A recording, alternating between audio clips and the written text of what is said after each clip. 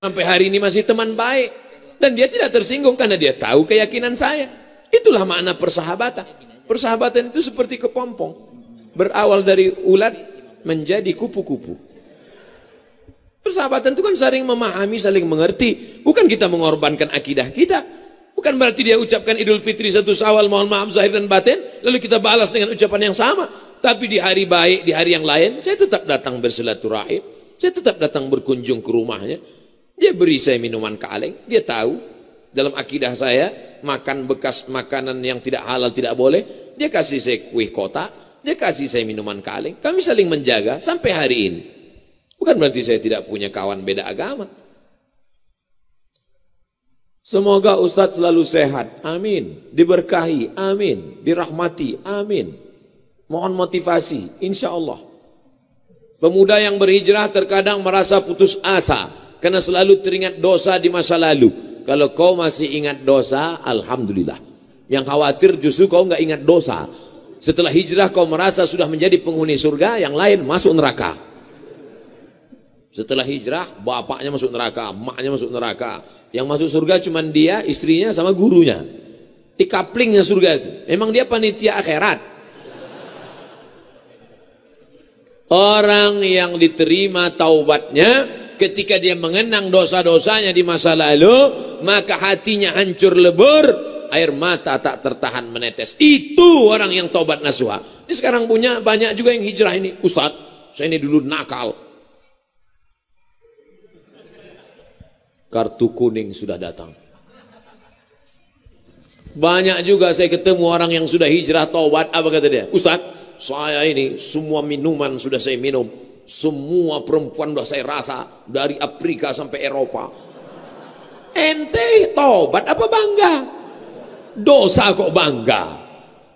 Ini yang taubatnya diterima Allah SWT. Rasa takut kepada Allah. Apa tujuan puasa 30 hari? Ya ayyuhalladzina amanu kutiba alaikumusyamu kama kutiba alal ladzina min qablikum la'allakum takut. Wahai engkau saudaraku, engkau sudah punya rasa takut dalam hati. Dengan bekal takut inilah engkau akan masuk ke dalam surga Allah Subhanahu wa taala. Ada orang minta jasadnya dibakar, abunya di laut dihanyutkan. Kenapa? Karena dia takut. Sebelum zaman Nabi Muhammad SAW, karena dia takut kepada Allah. Kata Allah SWT, karena dia takut kepada aku, masukkan dia ke dalam surga aku. Makanya di antara doa, Allahumma qasim lana min khasyatika ma tahulu bainana wa baina ma'asik. Tanamkan rasa takut ke dalam hati kami, sehingga dengan rasa takut itu kami tidak jadi melakukan perbuatan dosa. Pak Ustadz, tadi saya ke mall, terus tiba-tiba datang cewek ngasih nomor, dia ngajak saya jalan, terus tiba-tiba datang rasa takut saya, Pak Ustadz. Akhirnya saya nggak jadi jalan. Takut sama siapa? Sama suaminya.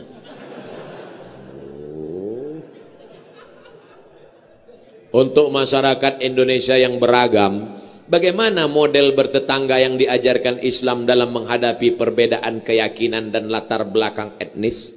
Saya nyewa rumah ngontrak di Mesir di lantai bawah. Di atas namanya Baba Yosef Hana. Baba Yosef Hana, agamanya Kristen Ortodok. Saya bertetangga 2 tahun, dari tahun 2000 sampai 2002. 2002 bulan November pulang. Suatu ketika kami datang mengadu ke Baba Yosef. Baba Yosef, kami tidak sanggup lagi bayar uang sewa rumah. Karena Baba Yosef mengatakan sewa rumah mesti saya naikkan. Karena saya kena kanker. Saratan bahasa Arabnya, saya kena kanker nak. Maka sewa rumah mau kami naikkan. Kalau Baba Yosef menaikkan sewa rumah, apa boleh buat? Kami pindah dari rumah ini, Baba Yosef. Kenapa? Karena kami juga lebih dahsyat kanker kantong kering. Tahun 98, 99, 2000 krisis moneter. Apa kata Baba Yosef? Kalian jangan pindah, tetaplah di rumah ini. Setiap acara Pak Dubes datang, Baba Yosef kami undang makan bersama. Dan dia juga tetap baik dengan kami. Kami tahu kami berbeda, maka mengucapkan tidak assalamualaikum, tapi kalau ketemu sabahal khair, selamat pagi, sabahan nur, selamat siang, masa al khair, selamat petang, selamat malam. Kami saling menjaga. Apakah karena berbeda lalu kemudian kami berkumpul bersama? Ini tuan rumah beda agama, mari kita siapkan pisau dapur, kita bunuh dia malam-malam. Wala ana abidum ma'abattum wala antum abiduna ma'abud lakum dinukum waliyadin. Kami tetap bisa bekerja sama. Di Indonesia, tetangga dekat rumah saya non muslim, kami bertetangga, tidak pernah konflik sampai hari ini. Mereka saya khawatir yang ribut-ribut di internet ini yang nggak bertetangga malah ribut. Manusia gagal paham. Kalau ada orang gagal paham, kita kasih paham, insya Allah dia paham. Yang jadi masalah ini ada orang-orang yang cari makannya dari gagal paham. Kalau nggak gagal paham, nggak makan. Bahaya ini manusia. Mesti dibina. Kalau tidak bisa dibina, dibinasakan. Ustadz, ibu saya meninggal seminggu yang lalu. Ibu saya meninggal hari Jumat ini 11 Rajab setahun yang lalu. Sampai hari ini belum hilang sakitnya. Apalagi kalau seminggu yang lalu. Saya mohon doanya agar ibu saya ditempatkan di tempat terbaik di sisi Allah. Nanti di akhir majelis, bukan hanya ibu engkau saudaraku, ibu kita semua. Dulu makin berjalan hari itu makin lama dia makin berkurang. Di antara yang menenangkan hati ini adalah banyak-banyak berkirim doa.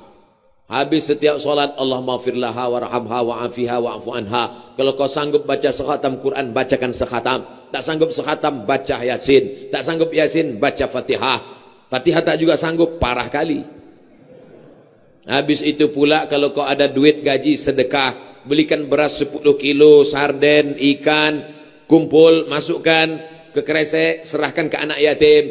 Sebutkan, ni anak yatim tolong doakan almarhumah ibu saya. Di mana dulu tempat dia solat, kau buka sajadah solat kau di situ, menenangkan hati. Wasta'inu bis sabri wassalah. Mintalah tolong kepada Allah dengan sabar dan solat. Saya tahu, man lam yadhuq lam ya'rif man lam yadhuq. Orang yang tak meninggal ibunya tak dapat dia merasakan bagaimana sakitnya kehilangan. Oleh sebab itu maka yang masih ada ibunya pulang dari sini, kau belikan makanan kesukaannya, datang ke rumahnya, cium tangannya, suapkan makanan, peluk dia, cium keningnya, senangkan hatinya. Hanya itu yang dapat membuat kau bahagia. Kalau kau ingin rezekimu seperti rezeki raja-raja, perlakukan ayah ibumu seperti raja. Insya Allah semua kesulitan hidupmu akan diberikan Allah kelapangan, insya Allah. Amin ya rabbal alamin. Sebelumnya mohon maaf Ustadz, pertanyaan ini keluar dari materi hari ini. Belakangan ini saya lihat banyak perkumpulan orang-orang atau komunitas mengaku Islam modern atau Islam yang bersatu dengan budaya. Bagaimana cara kita memandangnya agar kita tidak disebut musyrik dan diterima di kalangan masyarakat sebagai pecinta budaya daerah? Ini pertanyaannya umum. Kalau mau nanya ke saya masalah hukum fikih, sebutkan secara spesifik satu contoh kasus. Karena kalau cerita masalah budaya, maka saya pencinta budaya. Peci ini agama atau budaya? Budaya. Mana ada hadis Nabi, sahabat, tabi'in, Imam Syafi'i pakai peci? Ini budaya. Saya pakai budaya ini sekarang. Maka kemana-mana saya mau menunjukkan budaya. Ketika di Maroko pun waktu sidang S3 saya pakai. Saya mau menunjukkan saya orang Indonesia. Saya pakai batik. Batik itu budaya? Budaya. Apakah salah saya pakai peci dan batik? Tidak. Ada juga orang mengatakan jangan pakai batik gambar burung, nggak boleh dibawa sholat. Kenapa? Karena dalam burung itu ada tai. Gimana ceritanya? Saya yang bodoh apa dia yang pintar? Selama budaya itu tidak mengandung unsur kemusyrikan, merusak akidah, maka ada syarat dan ketentuan berlaku. Wala ana abidum ma'abattum wala antum abiduna ma'abud lakum dinukum waliyadin. Karpet ini agama atau budaya? Budaya. Karpet ini budaya. Masjid Nabawi yang asli nggak ada karpetnya. Ini berapa kali budaya? Ini lagi membuat bunga-bunga. Ini budaya semua nih. Bunganya mati lagi. Oleh sebab itu maka bahkan masjid kita pun banyak budaya. Ini bangunan melengkung di tengah. Tiang melengkung di tengah disebut dengan kubah. Kubah itu budaya dari Bizantium, Romawi. Makanya bangunan-bangunan Romawi, coba tengok gereja-gereja ortodok di Moskow pakai kubah. Orang yang tidak ngerti dia tengok, loh kok ada masjid di Moskow? Padahal itu katedral. Bangunan itu adalah budaya Eropa, budaya Bizantium, budaya Romawi kuno. Diambil, maka tidak jadi masalah karena tidak terkait dengan akidah. Begitu juga dengan tiang menara masjid. Itu bukan agama, itu budaya. Karena dulu di Mesir ada namanya tiang tinggi tempat api di tepi laut, supaya para nelayan kalau tengah malam jangan sampai kapalnya nabrak ke pantai. Maka disebutlah tempat itu mercusuar, sehingga di tengah malam dia ngelihat. Waktu itu belum ada GPRS. Maka dia lihat, oh kita udah dekat di tepi pantai, maka layar mesti diarahkan ke melawan angin supaya kapal tidak laju, supaya tidak kencang. Lalu kemudian ketika orang Islam melihat ada menara tinggi, apinya dibuang, muazzinnya naik ke atas. Allahu Akbar, Allahu Akbar. Sekarang muazzinnya di bawah, mikrofonnya ke atas. Sound systemnya di atas. Sekarang nggak ada lagi kabel, wireless. Ini semuanya budaya. Selama budaya itu tidak merusak akidah, maka boleh. Yang nggak boleh itu budaya celana pendek. Kenapa? Karena melanggar syariat Islam. Nampak pangkal paha dan lutut, tidak sah salat. Selama budaya tidak melanggar akidah, maka dia boleh dilaksanakan. Budaya itu apa Pak Ustaz? Hasil cipta karya karsa manusia yang tidak ada wahyu di dalamnya. Pak Ustaz, saya mau tanya, kenapa hati saya selalu gelisah? Padahal saya sudah perbanyak istighfar. Tolong masukannya. Semoga Pak Ustaz selalu dilindungi Allah Subhanahu wa taala. Di mana letak gelisah itu? Di dada sebelah kiri. Nama tempatnya jantung. Tapi ada yang bilang hati Pak Ustaz, kombinasikan aja dua, jantung hatiku. Berdegup dan berdetak di sebelah kiri. Coba rasakan. Bagi yang tak merasakan, lapor ke panitia, kain kapan sudah siap. Makanya kadang kita bangun tidur nggak ada angin, nggak ada hujan, risau, suntuk di dalam. Tapi begitu kita ambil wudhu, sholat, terasa dia seperti kopi yang habis diaduk, tiba-tiba bening. Ala bidzikrillahi tatmainnul qulub. Dengan banyak berzikir mengingat Allah, maka hati akan menjadi tenang. Ya muqallibal qulub, wahai engkau yang membolak-balikkan hati, tsabbit qalbi, kokohkan hatiku, ala dinik wa ala ta'atik. Apakah materi bisa menenangkan hati? Tidak. Materi hanya bisa menenangkan materi. Materi lambung.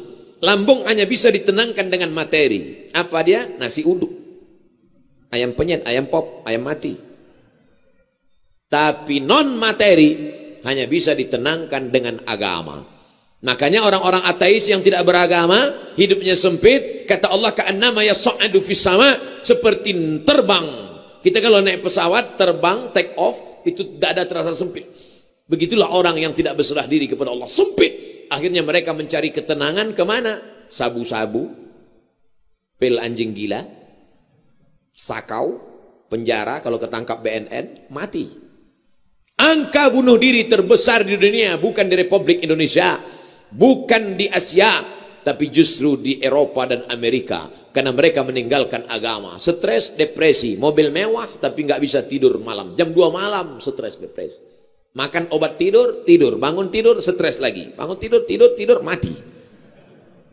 Sementara kita tenang. Begitu datang ke masjid, duduk, ngelihat muka ustadz, tertidur. Panitia penutup, bangun. Fabi ayyi ala'i rabbikuma tukadziban. Nikmat tidur apalagi yang kau dustakan. Orang barat setengah mati makan pil tidur supaya bisa tidur. Nama penyakitnya insomnia. Orang kita baru ngelihat. Berikut ini mari kita dengarkan tausiah. Demikianlah tausiah ini saya sampaikan. Kurang apa lagi? Maka kalau ada teman di sebelah tidur, biarkan. Dia sedang mensyukuri nikmat Allah Subhanahu wa taala. Jadi Pak Ustadz jawabannya, perbanyak zikir. Siapa yang bersolawat 1 kali 1 hari 1000 kali, maka sebelum mati dia melihat tempatnya dalam surga. Siapa yang meriwayatkan itu? Ditulis oleh Syekh Ali Jum'ah, Mufti Mesir. Diriwayatkannya dari beberapa riwayat kitab-kitab sahih. Jadi kau beberapa kali istighfarnya? Coba amalkan ini. 1 kali 1000 kali. 1 hari 1000 kali. Beli tasbih yang ujungnya ada 10, 100 kali betul. Allahumma sholli ala sayyidina Muhammad wa ala ali Muhammad. Allahumma sholli ala sayyidina Muhammad. Kadang-kadang belum sampai